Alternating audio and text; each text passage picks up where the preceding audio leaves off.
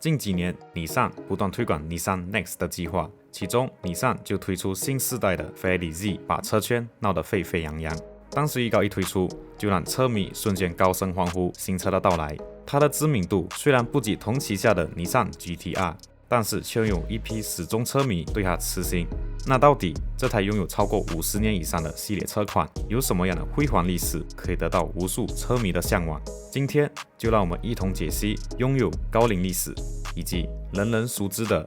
尼桑菲雷迪 Z。大家好，我是子阳，欢迎收看我的频道。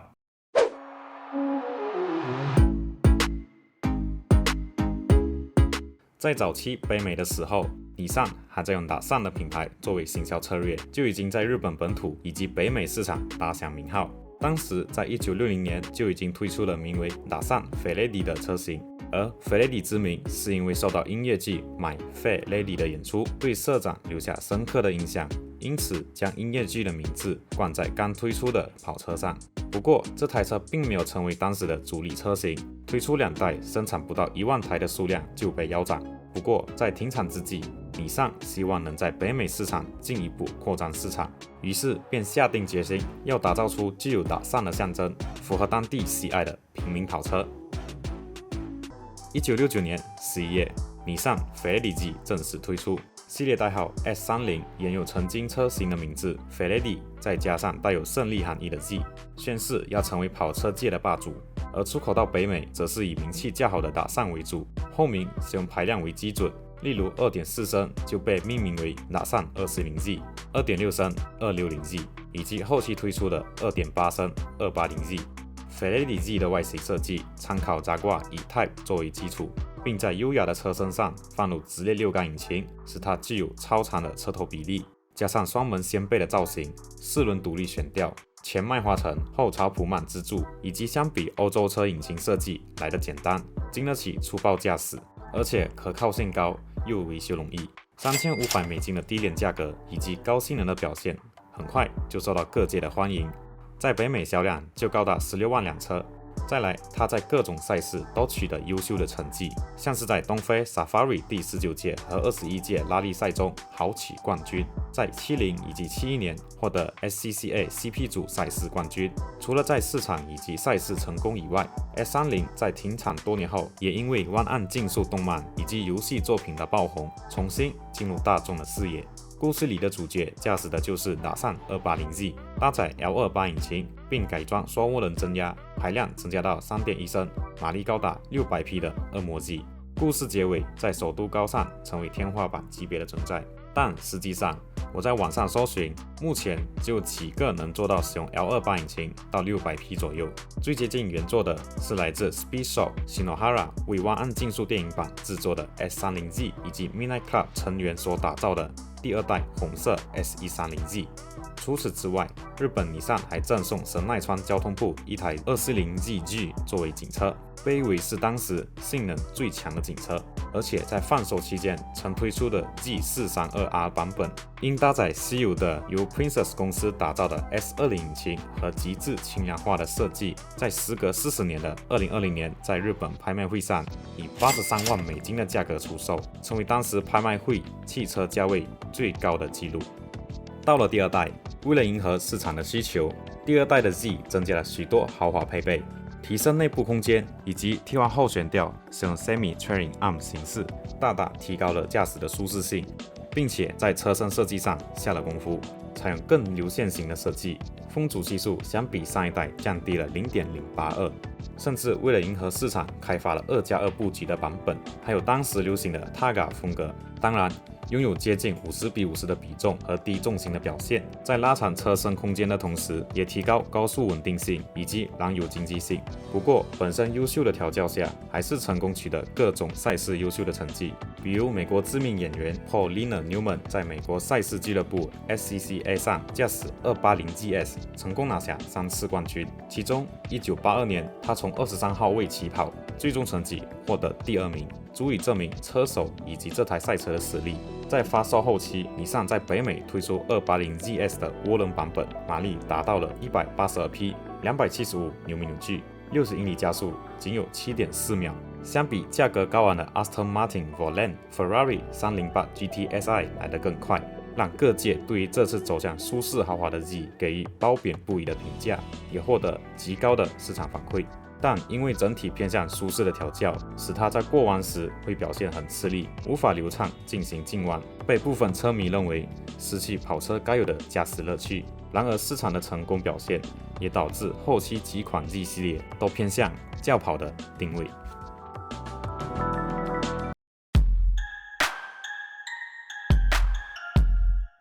到了1983年，第3代菲雷里 G 迎来重大的改动，光是从引擎和外观都相较于前代有很大的区别。引擎将旧世代的 L 系列替换成近代的 VG 系列引擎，此外研发出 3.0 升 V6 单涡轮的 VG30ET 引擎，大大增加了车子的运动性。在外观方面也进行重新设计，尤其是大灯使用半掀开式，关闭时还会露出半个车灯，而这一个设计无外乎就是为了降低风阻。虽然车身使用上一代 S130 的车架，但它将部分零件做出改良，像使用3段可调式电子避震器以及 R200 限滑差速器，让它的操控性有所提升。再来受到日元上涨的趋势，出口到海外的 Z 自然价格也跟着上涨。不过，在北美市场开始使用尼桑作为品牌策略，刚开始担心品牌识别度不高，所以在很长一段时间内使用了 Datsun Products by Nissan 来增加品牌影响，甚至还保持在Datsun的经销商贩售。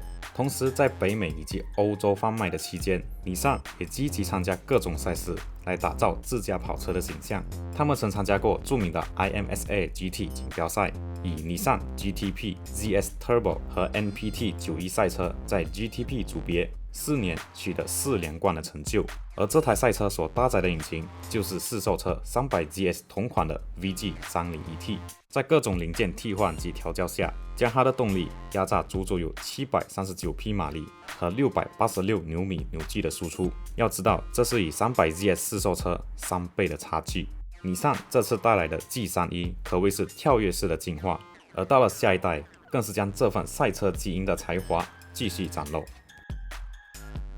Z32 一发布时，就成为当时车界的当红车型，各大媒体杂志都对 G32 世代有着极高的评价。Model Trend 年度进口车以及10大性能车 ，Road and Track 世界10大最佳汽车之一，以及连续7年都被 Car and Driver 提名纳入10大优秀汽车榜单里。还在同年 G 系列车型在北美销量达到100万辆的成就。夺得这些成就的理由离不开尼桑在投入 G32 的研发上。光是在引擎就开发出更加强大的 VG30DE 双涡轮版本，使用2颗 Galant T25 涡轮增压器，可以爆发出304匹马力以及384牛米扭矩的动力，0至100加速在6秒以内，极速可以高达249公里每小时。配合当时成熟的4轮转向系统 Super Highcast， 是以 R33 GTR 同样的系统，大大提高高速的过弯稳定性以及击弯的灵活度，并且 G32 是首批使用 CAD 软件设计出来的量产车之一，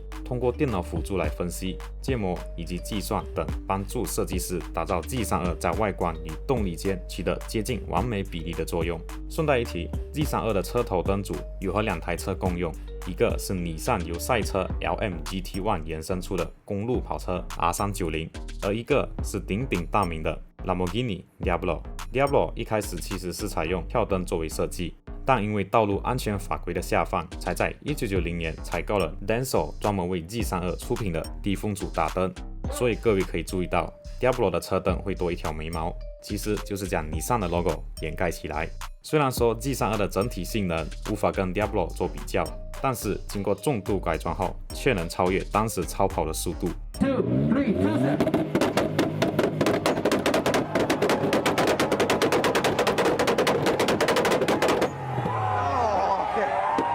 1991年，日本2家著名生产高性能零件的改车店 Zoom 以及 Bliss 合作，带领经过爆改后马力超过1000匹的 Zoom Bliss Bonneville G32 在美国 Bonneville Soft Flats 进行极速测试，采用原厂 VG30DETT 的基础下进行零部件强化以及外观进行调整后，让它最终取得419.84公里每小时的世界最快道路车纪录。你没听错，它确实可以正常上路。而 June 还有另外一台也超过了400公里每小时的记录，就是1200匹的 Toyota Supra。其实 G32 的诞生非常有意义，不只是因为它优秀的性能以及亮眼的名声，而是在它推出的1989年，正是日本泡沫经济最巅峰的那一年。而尼桑在这个环境下，却打造出国际最耀眼的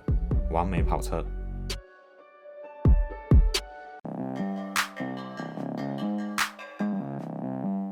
由于90年代日本泡沫经济的影响 ，G32 足足活了11年之久。在那期间，下一代车型早已经开始规划，只是因为经济关系搁置了多年。直到1999年，由尼桑 California Design Studio 的设计师 Manny Baker 在北美国际车展展出了新时代的 240Z 概念车。此概念车是搭载2.4升4缸的万用引擎 KA24D1，使用更加经济性的引擎来降低制造成本。这一举动不意外地得到17 G 该有的6缸灵魂的评价，甚至北美经销商还出面说 G 系列就是要采用6缸的说法。直到2000年，设计师在 240G 的基础下打造出更加强大的 350G， 才终于诞生我们熟知的菲力 G。2002年 G33 正式推出，整体圆润却具有侵略性的设计，搭载比 G32 更高的 3.5 升排量 VQ35DE 引擎。虽然没有采用上一代双涡轮作为动力，改用自然进气作为单纯的动力输出，不过经过尼桑的调教和大排量的加持，让它还是拥有强大的爆发力以及改装潜力。出道即巅峰的它，表现就如同前代 G32 一样，受到各界极高的评价。在后期还更换了 VQ35HR 引擎，让整体性能和稳定性更加优秀。G33 其实还有一台双胞胎兄弟，那就是 Infiniti G35，两者都是基于 Skyline V35 的 FM 平台来打造，4轮均采用独立多连杆悬吊，当然引擎也是相同的，唯有一点不同的是 G33 采用双人座位设计，而 CV35 是4人座的设定，所以两者之间的轴距会有所不同。但 G33 在出口北美时，还会因为市场的关系，在后方塞入2个座位，让 G350 真正的受到全球车迷的仰赖。不得提到各种影视以及游戏作品的加持，像是在 Fast and Furious Tokyo Drift 中反派 DK 所驾驶的 Viewside 宽体的 350Z， 他精湛的演出体现了反派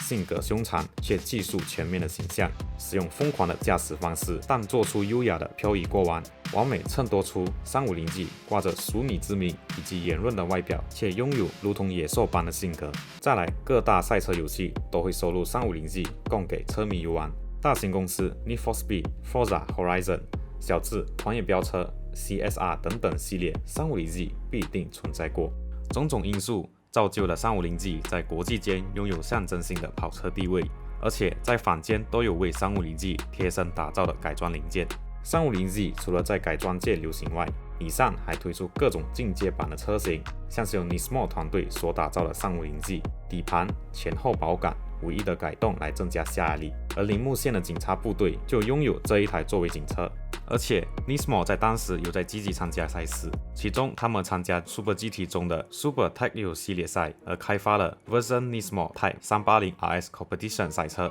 并在它的基础下延伸出公路版 380RS。它所搭载的和赛车 380RSC 一样，在 VQ35HR 的基础下进行扩缸至 3798cc 的排量，让原本只有300多匹的 VR35HR 增加到350匹的马力，397牛米扭矩。前后保杆还配备雅马哈制造的横向拉杆，来提高整车的高速稳定性，并且全球限量300台，要价高达514万日元。G33 的到来可谓是 Nissan 重要的里程碑，让它的知名度远扬全球。而到了下一代，更将这个系列发扬光大。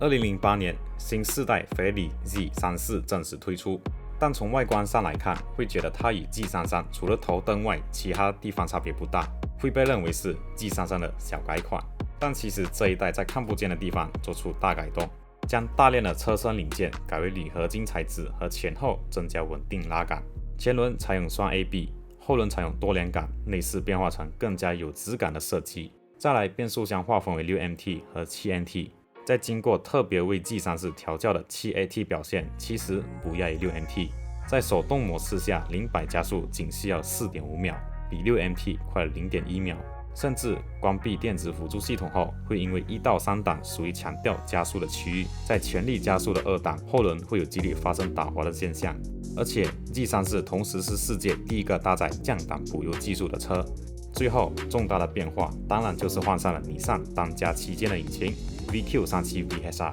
这颗引擎是常年霸榜沃德10大最佳引擎的名单，重量轻，稳定性高，又拥有高动力的输出，可以轻易驾驭各种车型。旗下的 SUV、轿车和跑车都有采用过这颗引擎。不过它还有一个特点，那就是具有很强的改装潜力。VQ37 VSR 使用的是全铝合金钢体和钢盖，天生就自带高强度的引擎结构，让这颗引擎可以在原厂的情况下就可以支撑650匹左右的马力。还有类似 VTEC 具有爆发力的 VVEL 和 CVT-C 系统的结合，11:1的压缩比可以拉到7600红线的特点，使得它无论改装单涡轮、双涡轮，甚至机械增压都可以轻易驾驭。甚至据说原本的 VQ37 是超过400匹的马力，只是考量到油耗以及耐用性在民用的情况，于是车厂就下调了市售车的马力。所以在经过简单的进排气以及 ECU 编写后， VQ37 的动力就会有所大增，而且使用特定模式怠速提高就可以做出喷火的能力，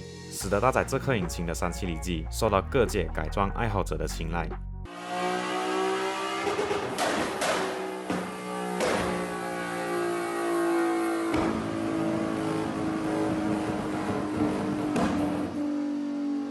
370G 在13年生产期间推出了许多的版本，其中 Nismo 版在团队特调下马力高达355匹，这个成就是目前 NA V6 量产车型中最高的马力记录，可见尼桑对于性能的追求是多么的强大。G34推出了整整13年，是所有 Fairlady 系列中最长寿的车款。会有这么长的时间，是因为市场的缩水导致尼桑无法把精力放在研发新跑车的计划。但是经过这几年各种跑车开始重新复活后，尼桑也将新世代 Fairlady 这份计划搬上台面。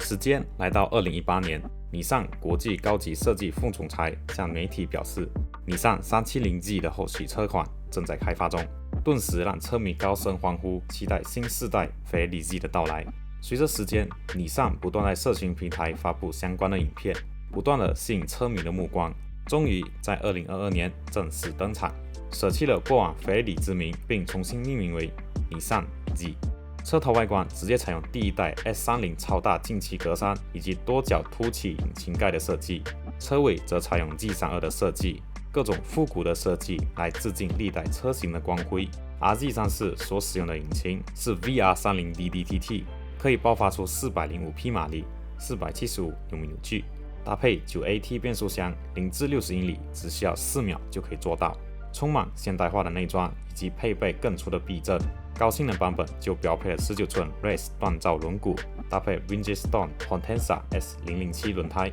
虽然这是尼桑带着纯跑车的想法以及挂着满满的情怀来吸引各界车迷的目光，但是却引起各种批评的声音。毕竟相隔了13年推出的新跑车，底盘代号却不是 G35，而是以 RZ34 作为新代号。很大的原因是因为他们采用了上一代 G34 的底盘作为基础。虽然他们号称已经更改高达 80% 零部件，但是有车评人指出，开起来与上一代手感差不多。RZ34 可以说更像是 G34 的小改款，甚至引擎使用的是2016年所发布的型号，是与当年 Infiniti Q50 Red Sport 同样的引擎。就连 LSD 依旧使用的是上一代 G34 一样的型号。暌违这么多年，等到的却是微妙的变化。过高的期望难免让车迷感到失望。当然 RZ34 还是被众多人认为依旧是一台优秀的跑车，只能说因为前代过高的名誉，导致 RZ34 无法实现突破性的成长。不过不要忘记，它依旧保持着 Fairlady 秉持的精神，双门双座、广轴距、长车头、手排变速箱以及核心的高排量 V6 引擎。尼桑没有因为电动化时代来临而选择混动系统，而是将 G 的精神继续延伸下去。尼桑 Fairlady 系列之所以经典，不仅仅是因为身为旗下跑车的缘故，而是保持着它自身的核心，不断做研发以及优化，才能走到今天的地位。优雅的车身以及精致的零件，就如同它的名字“窈窕淑女”，是大多男生心目中的理想女生。虽然 RZ34很有可能是 G 系列最后一款纯燃油跑车，但是从初代 S30到现代 RZ34都是一台接近完美跑车的定义。所以无论后期 G 系列会变成活动还是怎样，不要忘记，只要是尼桑出品的跑车，大多都是内部成员付出所有心思，一心要打造的精英跑车。